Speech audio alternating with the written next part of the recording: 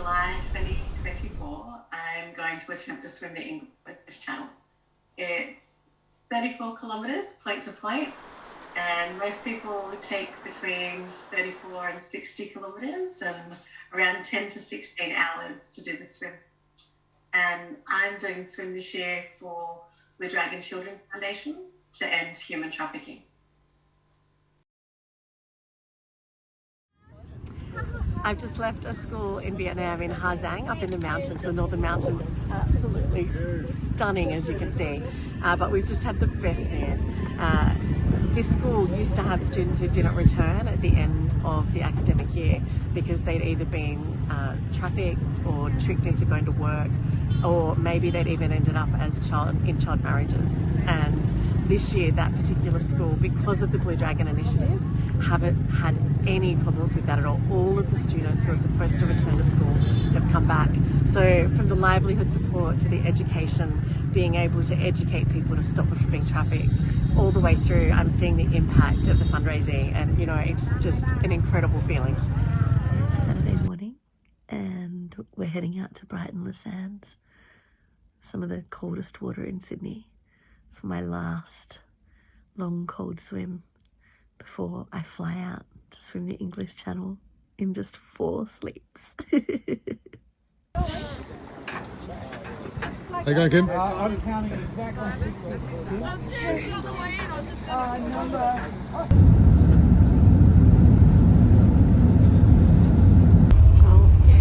24 hours after I left Sydney, we've just touched down in London. It's a long way to come for a swim. About 2 years ago, I swam a swim in Australia that's called the Great Keppel Island Swim, and you're meant to swim around Keppel Island. We had terrible conditions, so I didn't get to swim around it. We did, but it was still my first 20-kilometre swim. And at the end of that, I was meeting with some Blue Dragon donors and friends of Blue Dragon in Brisbane after the swim. And one of them is a British guy, and he said to me, "Oh, when are you swimming the Channel?" And I laughed and I said, "Never." It's not something that I could have ever imagined that I could do. But I'd raised $20,000 for Blue Dragon to rescue victims of human trafficking from the Great Keppel Island Swim. And so he said to me that if we agreed, I'd set a fundraising target of $200,000 for Blue Dragon to end human trafficking, and he would help me get the funding to be able to do the actual swim.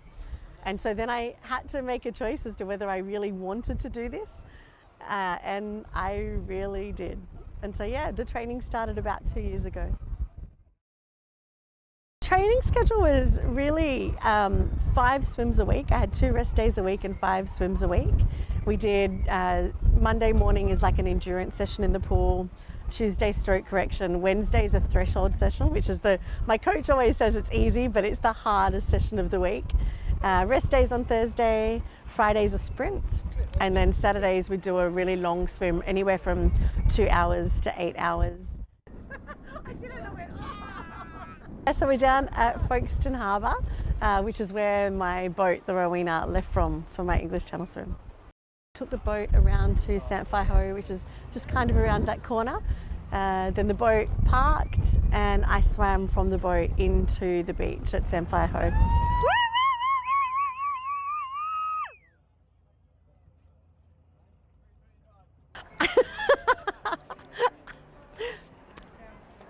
I'd kind of like expected to get there and to take a moment and to really just like remind myself that I was about to swim the English Channel and, you know, take it very seriously, set an intention for the swim. I'd almost even practiced that. I'd been to Sant Phi Ho earlier in the week and just sort of took a moment just sitting there and thinking about the start. But when I got there, it was pitch black and I couldn't really tell where the high tide mark was, where to get out. And so I missed that I had to take a step up and I fell straight on my bum.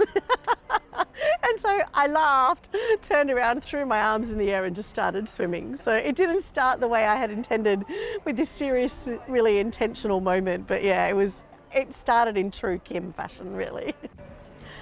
It was looking back in my second feed to see the cliffs of Dover, those white cliffs behind me. They were enormous. And I'd been swimming for like just over an hour at that point, but they still seemed so close. So I had the cliffs behind me and the sun rising to the side, and it was just absolutely beautiful. It was just a moment of just like, that was my moment of realizing, oh my goodness, I'm swimming the English Channel. So I was lucky that it was quite calm conditions, and so I did actually get to see the sunrise. I got to see this beautiful fiery dot rising through the sky and over the horizon. So I was really lucky to be able to see that. Yeah, so the separation zones, the section in between, there's the English shipping lane and then there's the French shipping lane, but in between the two is the separation zone, which is kind of the halfway point. It's not generally or always the halfway point in terms of time, but it's technically the exact halfway point of the swim. And yeah, when they put that up on the whiteboard, they wrote a message to let me know I'd hit the separation zone. And it was just such a huge relief that I got that far and I was still feeling really good. I was still happy. And it was a really exciting moment to know that I was actually halfway. Like, I never thought that I would, that I'd be an English Channel swimmer. When I first started swimming, it just wasn't something I even considered. But I was swimming with such an incredible, inspiring, and really mentoring group of people that over time I just grew in my confidence that I could do it. The WhatsApp group was filled with all of my nearest and dearest, like all the people who've loved and cared and supported me my whole life and who've stuck by me for the last 2 years when I've been on this really single-minded journey. And their messages just got me through the channel. There were messages from my nieces, from my school friends, from my university friends, from swim friends, from Blue Dragon supporters and donors, the Blue Dragon board, and those messages were all, some of them were really funny, some of them were song lyrics, some of them were about funny or really private and personal moments that I've had with individual people over time, phrased in a way that was really funny. So much of the time when those messages came through, it really distracts you from the pain, and it just makes the pain seem irrelevant because suddenly you're laughing and you're just able to keep going over and over again. So yeah, those messages were really a strong psychological tool for me throughout the swim. Like for almost all of it, I stayed really positive. I was in awe of what I was doing. It's such an epic, iconic swim. And I reminded myself of that all the time. It was just like it was epic to be out there swimming the English Channel. There was only really one period of time when I started to get quite worried and a bit dark. I'd seen my entire crew, my support team, the skipper, everybody congregated together on the boat, and they were having a really serious conversation. None of them were watching me, which is like, you know, there'd always been eyes on the swimmer, but none of them were looking at me. They were having a really intense conversation, and I started to realize that something had gone wrong. And then suddenly that whole crew came to the edge of the boat and they called me in, and my heart just broke. And I swam in, and as I swam in, I said to them, am I not going to make it? And you could just see all their hearts broke too. I feel so sad watching it, like my face.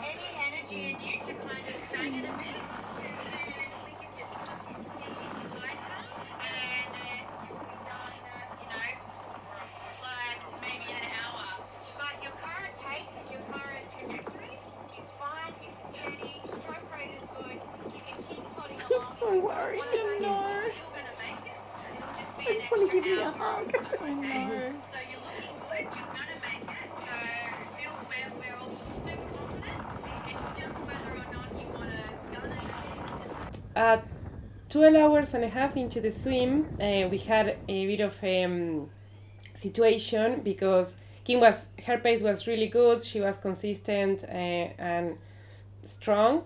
But the skipper came to talk to us because the currents were changing quite quickly. The wind had changed too, and we needed to make kind of like a very quick decision in terms of asking Kim to go as hard as she can in order to be able to make it through the current, and on the south side of the west side of the Cape, in a sense,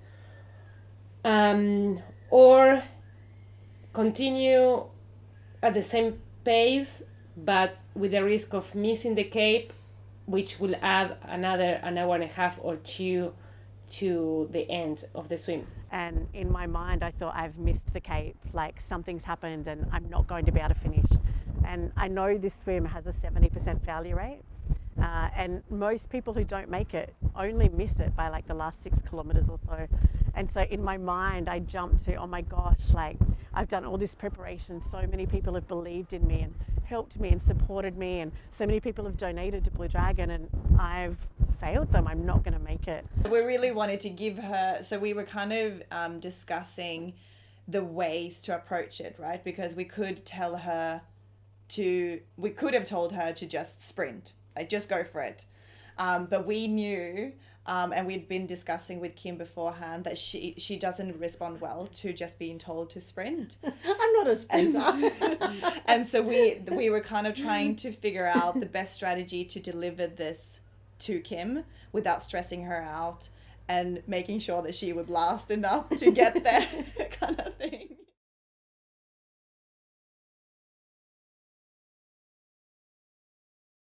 I think from that conversation until when the rubber ducky came out, there was still that doubt in my mind. I knew that I personally would keep going, but I didn't know if I'd gone too far or if they would pull me out and say it was over.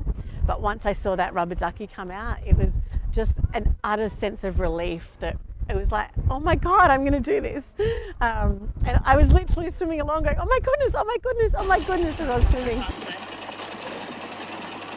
See how fast you're being pulled? The cape is just getting closer and closer. So close. You do not need to stand up. So firm. So It's too firm. dangerous. Look how close I it is. was so worried at this point. I was like, oh shit, is she gonna go and stand This up was the anyway? moment I knew I was going to make it. This was the moment I knew it was going to be okay. Oh my gosh, you ready? I get emotional watching it again. That This was- first touch of rock, they're like, this rock's not good enough, I want that rock. I could see that I could stand up from there. Yeah. I could like...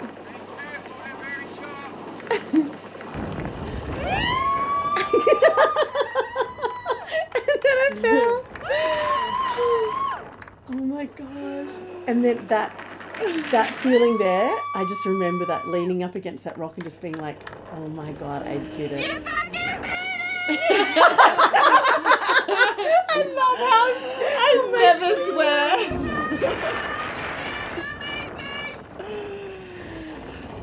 It was such an emotional. I just wanted to stay there. Like I didn't want to swim back. I just wanted to stay there. Yeah, I I know. was like, the moment, oh, right? Yeah. It was such an emotional.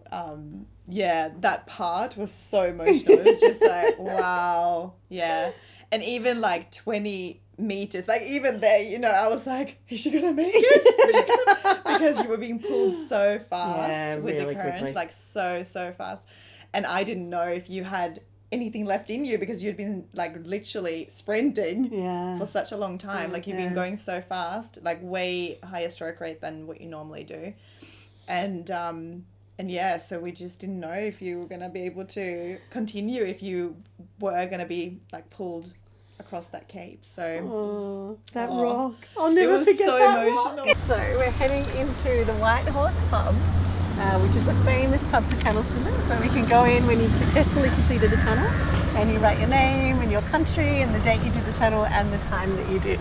And I've got lots of friends who've got their names written on this pub wall, and I've been waiting to do this for a really long time.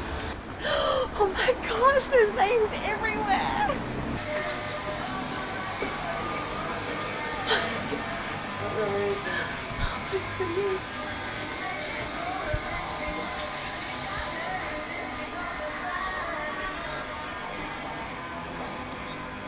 Giving you this one.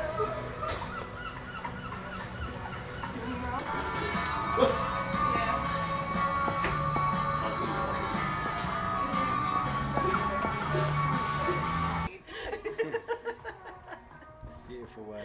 Well done. I just remember touching that rock and never wanting to let it go. I climbed up, there was a little rock I could sort of climb up to. I got washed down into the water, and then I sat on that rock just with my back leaning up against it and just feeling that utter sense of relief that I'd done it. It was done.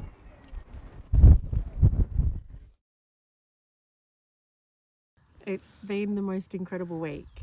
So I'm back in Vietnam now, and I'm up in the northern mountains where the money that we raised from my English Channel swim are going to end human trafficking. And I've been able to see firsthand some of the communities and meet some of the families that our donations are helping. And of course, community is so important to us all.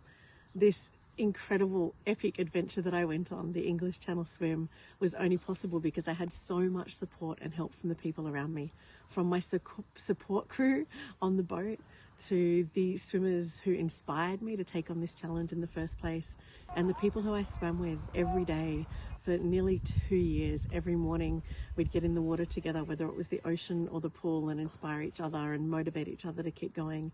And some people think that ocean swimming is an individual sport, but it's not. It's a team sport, and I'm so grateful for all of the community that I have around me. Thank you so much. Every community needs a fearless leader, and at Blue Dragon Children's Foundation, I'm lucky to have many of them who inspire me every day. And of course, in my swimming life, I get that from my coaches, Vlad and Jay. I really don't know where I'd be without their expertise, their care for me, and their belief in me. This whole process has really brought home to me the power of the individual to make an enormous difference in the world.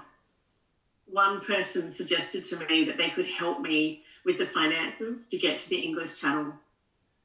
I took on the challenge to end human trafficking in Vietnam.